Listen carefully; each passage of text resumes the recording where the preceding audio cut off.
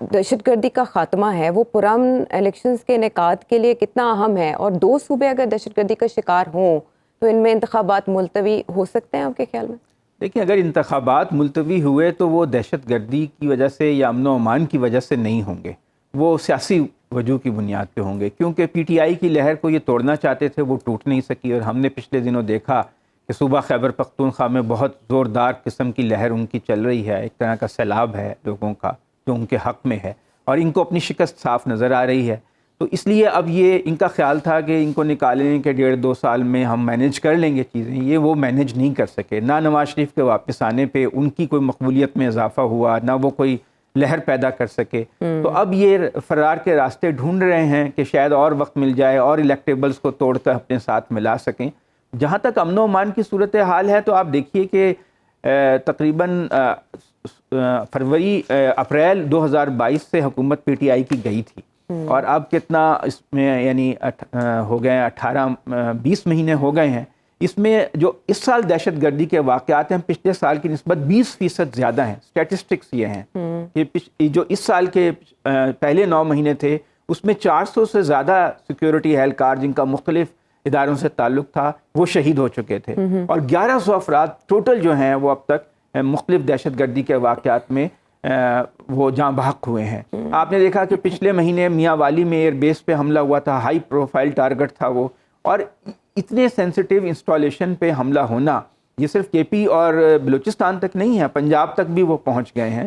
تو اس میں 4 group involve ہیں، ٹی ٹی پی ہے، بلوچ علیحدگی پسند ہیں، داعش خراسان ہے، حافظ گل بہادر گروپ ہے۔ یہ ان کا ہماری جو انٹیلیجنس ہے اس کو بہتر بنانے کی ضرورت ہے۔ اور پاک افغان تعلقات کی بحالی کتنی اہم ہے اس ضمن میں؟ پاک بھارت تعلقات، پاک افغان دیکھیں جی، افغانستان حکومت نے کہا تو یہ تو ہمارے ساتھ مل کے جہاد کرتے رہے ہیں، ہم ان کے خلاف کیسے ایکشن لیں؟ وہ تو کھل کر کہتے ہیں وہ ان کے خلاف ایکشن نہیں لے رہے، اس لیے تو ہمارے لیے مسئلہ بنا ہوا ہے کہ وہاں ان کے بیس کیمپس ہیں، جیسے کہ رانا صاحب نے کہا، وہاں پر ان کے اوپر اگر آپ ایکشن لیں گے ڈیپ ڈاؤن، جہاں پر یہ بیٹھ کر کارروائیاں پلان کرتے ہیں، ان کو ٹریننگ ہوتی ہے، یہ سارا ان کو اسلحہ ملتا ہے، لاجسٹکس ہے، یہ ایک بڑا ایشو ہے، اور کراس بارڈر ٹیررزم کا ایشو ہے۔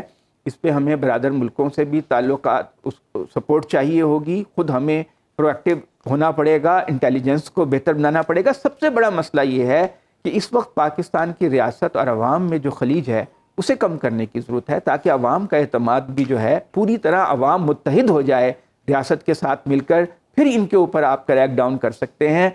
اس وقت جو صورتحال ہے، جو پولرائزیشن ملک میں ہے، اس میں ریاست اتنی کامیابی سے ان کے اوپر قابو نہیں پا سکتی۔ اس کے لیے ضروری ہے کہ ریاست اور عوام کے درمیان خلیج کو پاٹا جائے۔ جو ہمارے ملک میں اس وقت افراتفری ہے، سیاسی بے یقینی ہے، گو کہ ججز یہ کہتے ہیں کہ اس کا نام نہ لیں، لیکن ہے تو صحیح، اب اس سے ہم انکار نہیں کر سکتے۔ اس کو ختم کرنے کی بہت اشد ضرورت ہے۔ اور اب یہ دیکھیے کہ ہر سال اس میں اضافہ ہو رہا ہے۔ آپ تو کہہ رہے تھے کہ افغان طالبان آ جائیں گے تو حالات اچھے ہو جائیں گے، الٹٹ ہو گیا، بجائے اچھے ہونے کے اور خراب ہو گئے۔ اگر افغانستان کی امارات اسلامیہ پاکستان کا موقف تسلیم نہیں کرتی، الٹا الزام تراشی شروع ہو جاتی ہے۔ اشرف غنی صاحب کی حکومت سے ہمیں کیا شکوہ تھا کہ وہ پاکستان سے شکایتی رہتے تھے، ابھی افغان طالبان کی گورنمنٹ بھی وہی کر رہی ہے۔ جیسے ابھی رانا صاحب نے کہا کہ پاکستان حق محفوظ رکھتا ہے کہ وہاں جا کے ان ٹھکانوں پہ حملہ کرے، تو یہ ٹھیک رہے گا؟ دیکھیں، ایک آپشن تو ہے، جیسے کہ ڈرون اٹیکس ہوتے تھے پہلے، وہ امریکہ کرتا تھا، تو وہ ہمارے لیے ہیلپ فل تھے، اس سے کافی میں کنٹرول میں تھے یہ لوگ، اور یہ بہت سے لوگ جیلوں میں تھے، اور ان کے بہت سے جو سرکردہ لوگ تھے وہ مارے گئے ان اٹیکس میں۔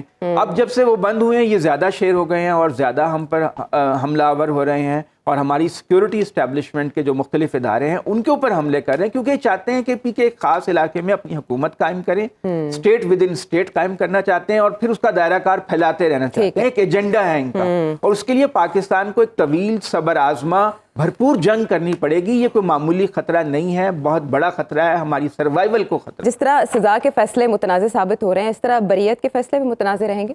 دیکھیں، عوام تو یہ دیکھتی ہے کہ وہ چیز موجود ہے، ایون فیلڈ اپارٹمنٹس موجود ہیں، نواز شریف اس میں رہتے تھے، العزیزیہ اسٹیل مل موجود تھی جدہ سعودی عرب میں، اب وہ ان کے بیٹے کی ملکیت ہے، لیکن نیب کی کمزوری یہ ہے کہ وہ ثبوت لا کر اسے لنک نہیں کر سکا جو قانونی طور پر ایکسیپٹیبل ہو۔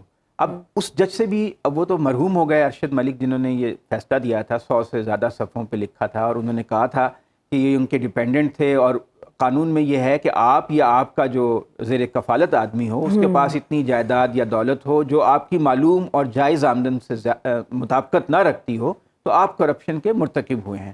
تو اب مسئلہ یہ ہے کہ ٹیکنیکل بنیادوں پہ لوگ چھٹ جاتے ہیں، کیونکہ اگر استغاثہ محنت نہیں کرتا، ثبوت نہیں لاتا تو ایسا ہی معاملہ ہے۔ لیکن لوگوں کے ذہنوں میں تو سوال رہے گا کہ آخر جدہ میں اسٹیل مل کیسے بنی، اپارٹمنٹ کیسے بنے لندن میں، اس کے لیے رقم کہاں سے آئی؟ کوئی تو منی ٹریل آپ دے دیں۔ اگر پیسہ دادا نے بھی پوتے کو دیا تھا تو کوئی تو بینک کا ٹرانسفر ہوگا، کوئی منی ٹریل ہوگی، لیکن ایسا وہ انہوں نے نہیں دیا۔ اگر وہ دے دیتے تو عوام کی نظروں میں بھی سرخرو ہوتے۔ تاہم ہمیں یہ سوچنا چاہیے کہ سیاسی بنیادوں پہ یہ کیسز بنا کر ہم وزرائے اعظم کو، منتخب لیڈروں کو جو ڈسکریڈٹ کرتے ہیں، ہمارا نظام جب ان کے خلاف ہوتا ہے تو ہر چیز ان کے خلاف چلی جاتی ہے، چاہے کمزور کیس ہو۔ جب نظام ان کے حق میں ہوتا ہے تو پھر وہ چاہے معمولی سی بھی خطا ہو، بڑے سے بڑا بھی ان کا وہ اچھا مسئلہ مجھے یہ ہو، بتائیں، تو وہ چلے بری جو ہو بھی جاتے ہے ہیں۔ اس کی ڈیٹیل، اس کی بنیاد میں جو بھی ہے وہ تو تقریباً سبھی جانتے ہیں، عقل مند کے لیے اشارہ کافی ہوتا ہے، لیکن نواز شریف صاحب کو یا نون لیگ کو آپ کے خیال میں ایک بیانیہ مل گیا؟ دیکھیں ملے گا تو صحیح، اس میں وہ کہیں گے کہ مجھے جو ہے ماضی میں وکٹمائز کیا گیا، مجھ سے ناانصافی کی گئی، اور وہ ان کو ہائی کورٹ نے بری کیا ہے تو وہ کہنے میں حق بجانب بھی ہیں۔